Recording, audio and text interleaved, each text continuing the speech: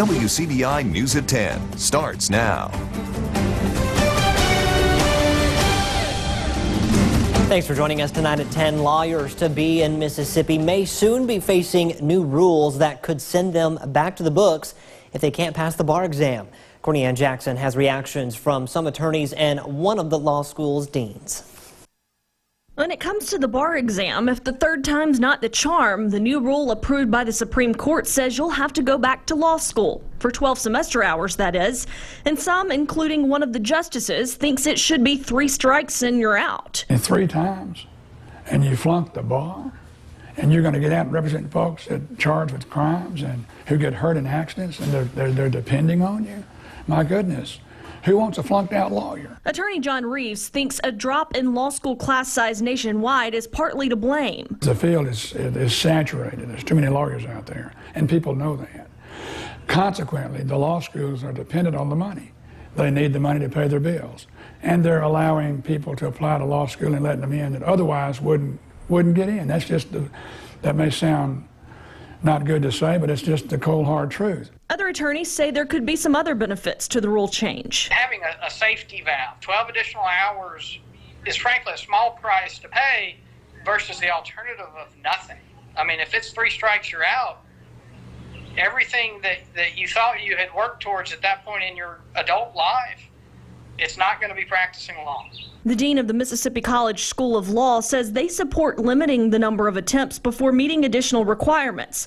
But they had recommended 4 attempts and don't think 12 additional hours of coursework is the answer. They instead would rather see a requirement of a bar prep course or working with a practicing attorney. Courtney Ann Jackson, WCBI News.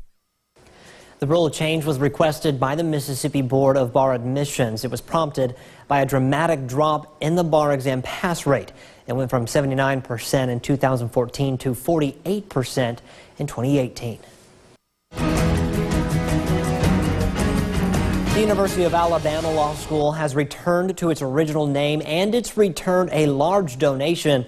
University trustees say Hugh Culverhouse was making numerous demands on the operation of the school. Culverhouse says the move is tied to his political opinions. Tim Reed of CBS affiliate WIAT has more from Tuscaloosa. Just moments after the University of Alabama trustees decided to return the $21 million donation to Hugh Culverhouse Jr. Work crews began the process of taking his name off the sign at the University of Alabama School of Law.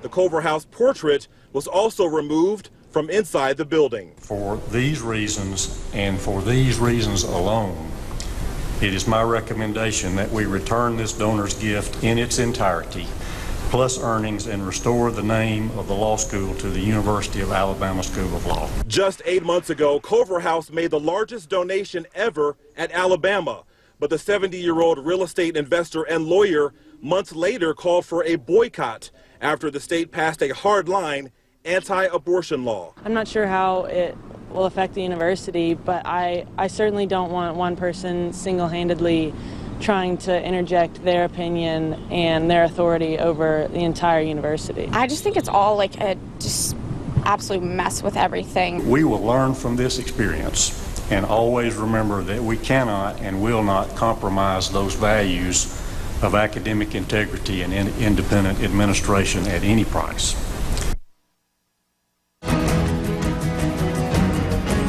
New at 10, the search is on tonight for a missing DeSoto County teenager, 13-year-old Michaela Brooks. She was last seen this morning in the 7000 block of Broken Hickory Drive in Walls. The Mississippi Bureau of Investigation issued an endangered missing child alert late this evening.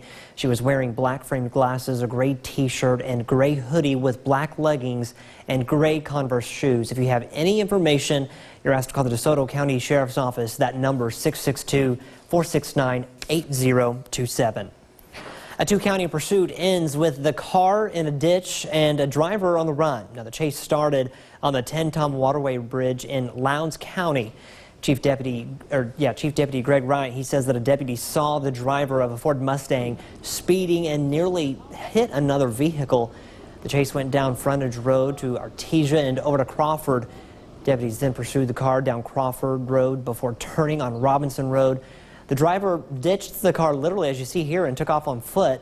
Well, a passenger was released from the scene by law enforcement. Investigators, they've not released the name of the driver, who is not in custody. Time now to toss things over to meteorologist Jacob Dickey to get a first look at our Friday night forecast. Hey there, Jacob. Hey, Scott, we had some rain earlier in Tupelo. Things have dried off for now, but they've moved the concert event, of course, to 10:30 at the arena, so you can still get a chance if you had tickets to the event tonight. 71 there, dew points in the 60s and 70s across the region. These tropical downpours continue to slowly push through the area, starting to fizzle out with that heating of the day now eroding away, but still some rain, maybe a rumble of thunder south of Tupelo, perhaps towards Pontotoc and near Water Valley. Now, rainfall amounts we saw between 1, 2, some spots even 3 inches of rain. Could see the same thing again tomorrow, but dry weather is around the corner. Those details in a bit. We like the dry weather. Thank you very much, Jacob. Well, the Democratic candidate for Commissioner of Agriculture says his farming background qualifies him for the position. Ricky Cole was in Tupelo today speaking to Lee County Democrats. Cole is a longtime farmer from Jones County and believes Mississippi farmers should be able to sell more of their produce and food in the state. He says it's a huge economic development issue. All I'm asking for us to do is to return to our roots. Corporate farming is not sustainable in the long run. I believe that local producers feeding local people is going to be the wave of the future. We're seeing it in other states. For every dollar we spend in state, we create jobs. For every dollar we send Cole faces Republican incumbent Andy Gibson in the general election happening on November 5th.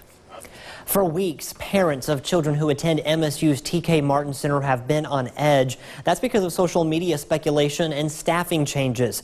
Today, Mississippi State announced a new director for the center. Our Riley Livingston, she was at MSU today. She has an update on TK Martin and introduces us to the center's new leader.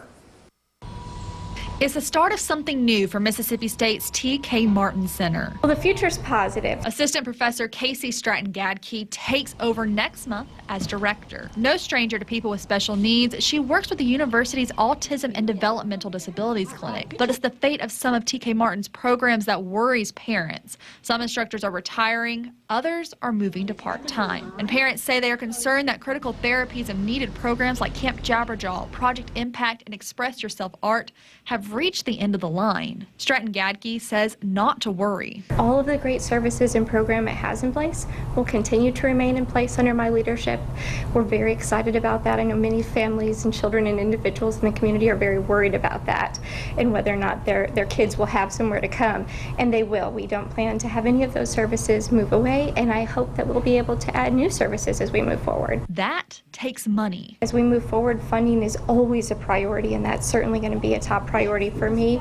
I'm really excited that with what funding the center has at the moment, I have some great relationships with those partners already. She will also look at staffing. As we move forward, I hope that we would be able to maintain staff that we have and be able to keep expanding the center. Stratton-Gadke will take over as director July the 1st. Well, we're watching for more of these tropical downpours as we head into the weekend, but I tell you what, some nice weather. It is coming. That looks like warm days and cool nights. Maybe a little bit of a spring-like feel to that. I've got all those details coming up after the break. BBI First Alert AccuWeather Forecast with meteorologist Jacob Dickey. Well, after a soggy day for many of us, temperatures have fallen down into the low 70s. It's 71 right now in Columbus. Winds are calming down, but the moisture is still there in the air. Seeing that tropical low slowly spinning over us and pushing off to the east. It'll take a couple of more days before we get all of those showers and storms out of here. Now, some of those storms earlier today were stronger. This came in from Don Claus and some trees down north side of Columbus. Emergency management reports 4 homes had trees on them. That's about all we saw, though, in our area. Other pictures. This one came from Ryenzi. Courtney Lynn shared that. A nice big rainbow on the horizon with those rain and showers pushing on through. Down in the low 70s is where we are now. We go just a little bit further down with the chance for these pop-up showers and storms continuing. Upper 60s, I think, is where we end up. 68 in Amory and in Starkville, 66 Eupora, 67 in Winona. I think the scattered showers and storms tend to end by midnight, but I won't rule one out into the morning hours on Saturday. When we get the heating of the day back, though, we climb back into those 80s. We'll have to watch for more of these tropical downpours, these pop-up showers and storms into the afternoon and evening hours.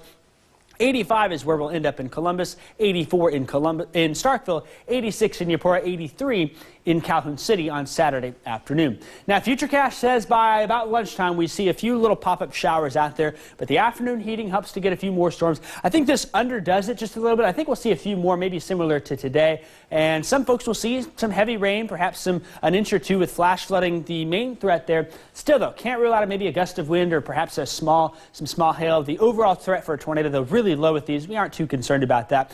When we add the rain together, given the rain we've seen already, some spots may add through Monday morning before we get these showers and storms out of here Monday. Another inch or two. Others will be left high and dry. Very much a nature of the beast here. We've got, if you're feast or famine, as we'll call it. Now, the cold front comes through Monday into Tuesday. That's going to set up for some really nice weather here. Cooler air coming in next week. I am looking forward to this, folks. The electric bill will get some much-needed relief there. Temperatures look to be falling into the low 80s, maybe even some upper 70s in spots during the afternoon and evening. Lows at night. We've got some 60s there on Tuesday, Wednesday, Thursday morning. We may even have some folks that see the upper 50s there. Warm days and cool nights. That is brought with that dry continental air funneling in behind that cold front. They are the unsung heroes of the Tupelo Elvis Fest. We'll tell you about the Blue Team members. We'll have that story coming up on WCBI News. You're watching WCBI News at 10 with Scott Martin. Welcome back, everyone. People from across the nation and the world are in Tupelo for that city's annual Elvis Presley Festival. It's one of the city's biggest events, and as Allie Martin reports, it takes a dedicated team of volunteers to make it all work. As contestants are on stage for Tupelo's Ultimate Elvis Tribute Artist Competition, Bobby Gino is making sure everything is running smoothly. I make sure that the guys get up there, stay in line, stay in order, get on line, do their song. Kind of say, okay, here are the rules.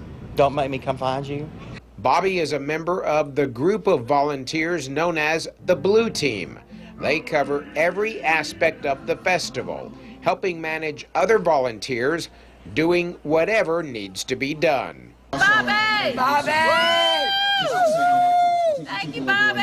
Whenever Bobby goes on stage to change out a microphone, the audience cheers for him. Bobby is just amazing guy. This is actually one of our favorite, well, if not our favorite festival, because when you come here, once you're here and you come that many years, you're family. Right. It's not just a cliche, that's really what you are, your family. It really is. Volunteers also get to know the Elvis tribute artist. In fact, a longtime Blue Team member acts as a tour guide around Tupelo and also tries to keep everybody on schedule. It's a lot of work getting people where they are, especially when you're dealing with performers. Yeah. But hurting Elvises, or Elvis like we like to call them, is probably one of the most rewarding, fun things that I get to do. Nick Perkins won the Tupelo contest last year and says the Blue Team members are special for many reasons. It's very family-oriented, very respectful. They always are there to lend a helping hand, no matter if you need help getting in a jumpsuit or if whatever it is. It's just one of those things. They're always there to help no matter the situation. Volunteers will be working through Sunday when the festival wraps up. In Tupelo, Allie Martin, WCBI News. Organizers say volunteers are always needed. All you have to do is contact the Downtown Tupelo Main Street Association. And speaking of the festival, a longtime Elvis Fest volunteer who passed away recently is being honored in a special way. Car Sam's was a fixture on the Blue Team through the years. The Northeast Mississippi businessman suffered a fatal heart attack back in April. Blue Team members are wearing blue bracelets that say Car Sam's and Blue Team Forever. Carr was a hard worker and a lovable guy. We all thought a lot of Carr, and we miss him. Yeah. He would have been here. He would have been here. He would have been here. Sam's owned Bop's Frozen Custard there in Tupelo. Well, there's a new face directing the Amory Panthers baseball team. Meet the new head coach coming up next in sports. WCBI sports coverage of the NCAA Baseball Super Regionals is brought to you in part by Monroe County Farm Bureau, Granite Guys, OCH Regional Medical Center, Advanced Medicine Compassionate Care, Visit Columbus, the city that has it all. And Bank First, a better way to bank. The Super Regionals begin Saturday in Stark Vegas, the first time the city has hosted a Super since 2016. State prepping to play Stanford in a best-of-3 series. If you're curious as to how the Pac-12 team performs, head coach Chris Lemonis had a good comparison earlier this afternoon. He called Stanford the Mississippi State on the West Coast. And of course, Stanford being Scouting State too. Here's the team's thoughts on the Bulldogs. I mean, I watched a good amount of college baseball, so I know who he was, and he's had a great season, and he's got really good stuff, and I mean, he's your typical Friday night guy. You got to play a complete ball game to beat him, and maybe even complete plus if you're going to beat him at home, right? So you've got a lot of things you've got to play very well, and you've got to bring a team that's capable of handling a hostile environment and playing a great baseball game. So I'm anxious to see what our guys have. Meanwhile, further out west, Ole Miss is getting ready for an SEC West Super Regional crossover in Fayetteville. The Rebels getting ready for the Hogs, a familiar matchup that we've seen this season. Ole Miss taking the series in Fayetteville 2-1 earlier in the season, and the two meeting twice in Hoover. WCBI sports reporter Chris Bolton talked with the Rebels today and reports from Fayetteville with more. Courtney, we're less than 24 hours away. 24 hours is almost here between Game 1 of Arkansas and Ole Miss in the Super Regionals. Now, Ole Miss, they come into this matchup extremely confident. I mean, we're talking about a team that made a run to the SEC championship game in the tournament, swept through their regional, had no problems there, and here we are back in Arkansas, where if you remember earlier in the regular season, Ole Miss won a series here. Only team to do so this season. And then before they did so this season, the last team to win a series in Arkansas was none other than Ole Miss in 2017. So it's safe to say the Rebs enjoy playing ball here, but they know Arkansas is not going to lay down easily. Trying to stay focused. You know, there's a lot of stuff going around us, and, you know, everybody's like, oh, there's 2 wins away. But the big thing for me is just to focus on what's going on right now. Excited to match up with Arkansas. You know, it's always a fun time playing here. You know, the Hog Pen always gives you a hard time out there. But you know, they're a really good team, and I think it's going to be a really exciting series to be a part of and to watch. You know, we just like competing very hard, and I mean, that's what adds to the fun of this game and this rivalry. And I think you can almost compare it to the other Yankees and Red Sox. You know how much competitiveness it's going to be. Now, also for the Rebs, Will Etheridge, your normal day 1 starter, he's getting a nod to go as well in this game. Now, I'll be here all weekend. I'll be tweeting out updates throughout the game. So if you're not able to watch, look out for me there. But for now, reporting in Fayetteville, Chris Bolton, WCBI Sports. Well, if you're looking to watch the games tomorrow, here is the schedule and how to do so. MSU and Stanford play at 2, Ole Miss and Arkansas at 11 a.m. Now, you might notice that it says subject to change. Well, that's because each team is watching the weather. For start times, those may be getting changed up. We'll keep an eye on it and let you know of any changes come tomorrow morning.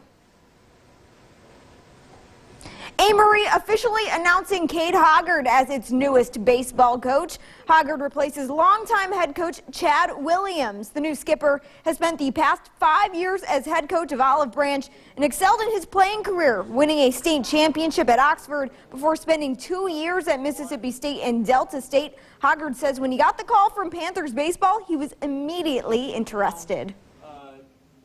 You've always known about the program here and type of baseball that they play, and so when Coach Williams called me, it was a no-doubter to come down and hear what he had to say. One coach specifically stuck out when he said he's a great ball coach, but I think he may be a better fella than he is a coach. In a small town, that being a great person is a big thing also, you know, because he's going to know everybody here. Everybody's going to know who he is, and, you know, that means a lot to this community. That's it for Sports. The last look at your weather is coming up after the break. Stay with us. Well, for a early June forecast, this looked more like a late spring. I was about to say, Jacob, we're jumping the gun here. We're going into July. I tell you what, one day I woke up and it was June. Hey, this year has gone by fast. It's hard to believe it's already June. When are we retiring, Scott? Next year? Oh, I wish. Right, I know, me too. I really wish. But hey, we'll be here. I'll be talking about the Storms tomorrow night, of course. We'll keep our eyes on things for the games too. All right, sounds good. Thanks, Jacob. Thanks for watching, everyone. Have a great weekend. Stay dry. We'll see you back here Monday.